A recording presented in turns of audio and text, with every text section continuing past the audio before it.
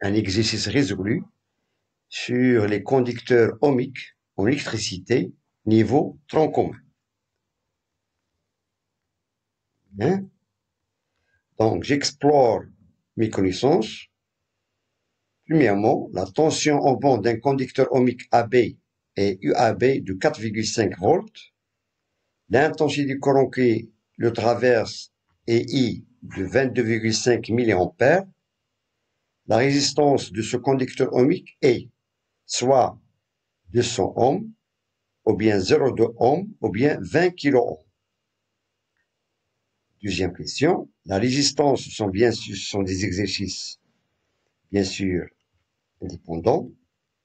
Donc, la résistance équivalente de cette association est 660 ohms, 73 ohms, 220 ohms. On donne que la valeur de chaque résistance, R1, R2, R3, est de 220 ohms. Voilà, on a ici l'association, ces trois résistances, ou bien ces trois conducteurs ohmiques sont branchés en dérivation. Il nous demande de calculer la résistance équivalente. Troisième question, soit le réseau ci-dessous, voilà, on donne la tension UAB entre A et B est de 6 volts. La valeur de la résistance R1 et R2 est égale à 2 ohms. R3, 1 ohm, et R4, 4 ohms. Première question, calculer la résistance équivalente du dipôle AB. On déduire l'intensité du courant I1 traversant la résistance équivalente RE. Bien sûr, la résistance équivalente de ces quatre résistances. On a ici les trois conducteurs ohmiques sont montés en dérivation et en même temps ils sont en série avec le conducteur ohmique de résistance R1. Deuxième question, calculer la tension UAC entre A et C et entre C et B, UCB.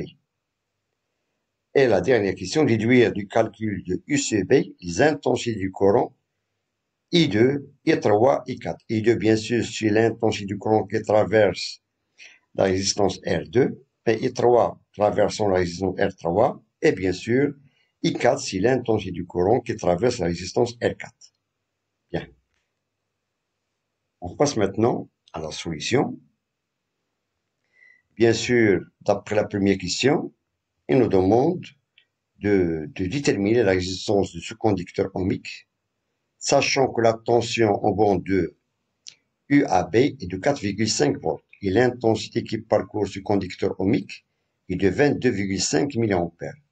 Bien sûr, on doit appliquer la loi d'Ohm. UAB est égal à R fois I. R fois I.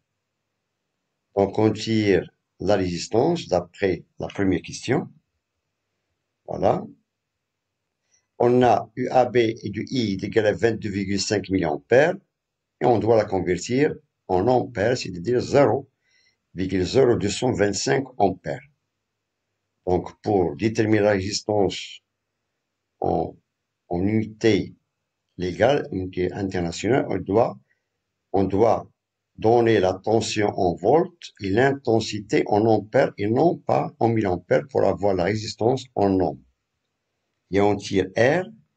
R est égal à UAB sur I, c'est-à-dire 4,5 sur 0,0225, et on trouve que la résistance de valeur est égale à 200 ohms. 200 ohms, c'est-à-dire c'est la première proposition de la première question, 200 ohms et non pas 0,2 ou bien 20 kΩ. Bien. Bien sûr, la première question, on doit toujours appliquer la loi d'Ohm. Voilà. UAB est égal à R fois I. Bien.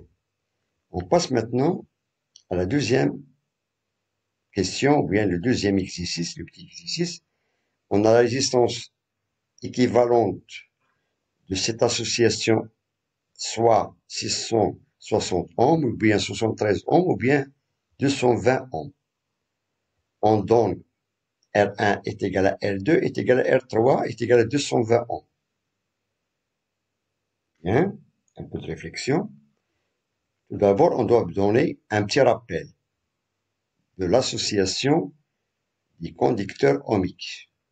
Bien, on a deux genres d'associations, soit un montage qui est en série, c'est-à-dire on a par exemple des résistances qui sont une à côté de l'autre, ou bien des résistances qui sont, ou bien le montage en dérivation, ou bien on peut l'appeler en parallèle.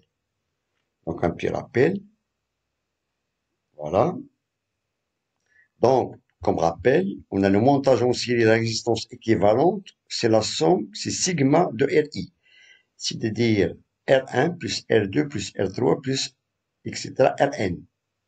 Si on a un montage en dérivation, la résistance, l'inverse de la résistance équivalente est égal à sigma de 1 sur Ri, Rn, c'est-à-dire 1 sur Re. Re, c'est la résistance équivalente, qui est égal à 1 sur R1 plus 1 sur R2 plus 1 sur R3, etc. Ça, c'est la formule pour déterminer la résistance équivalente dans le cas du montage en dérivation. Étant donné d'après cette question, on a les trois résistances sont montées en dérivation, donc on doit appliquer cette formule. On a ici trois résistances et les trois résistances sont égales de valeur. R1 est égal à R2 est égal à R3 qui est égal à 220 ohms. Bien. Donc, une fois on calcule la résistance équivalente, on doit la comparer avec ces trois propositions et on va déterminer la proposition exacte. Est-ce 660 ohms ou bien 73 ohms ou bien 220 ohms? Bien. Étant donné que les conducteurs ohmiques sont montés en dérivation, donc la résistance équivalente, c'est tout simplement 1 sur E qui est égal à 1 sur 220 plus 1 sur 220 plus 1 sur... C'est-à-dire 3 sur 220. On a le même dénominateur, 220. Donc, pour déterminer la résistance équivalente, il suffit de faire l'inverse. RE est égal à 220 sur 3. Bien. Et on trouve que la résistance équivalente est un peu plus égale à 73 ohms. C'est la deuxième proposition, 73 ohms. Voilà. Supposons que, d'après l'association, on a ces trois résistances sont montées en série. Dans ce cas, il suffit de faire la somme. On aura R1 plus R2 plus R3. Dans ce cas, on peut avoir la proposition, la première proposition.